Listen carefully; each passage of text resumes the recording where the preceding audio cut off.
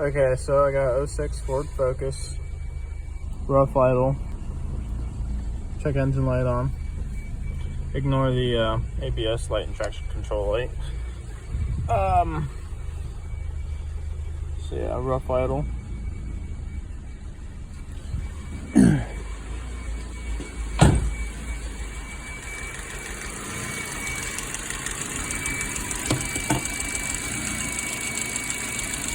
Sounds like crap.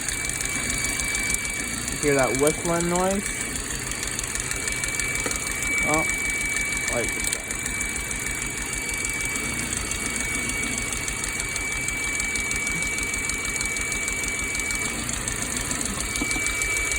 there's a PCV hose right there.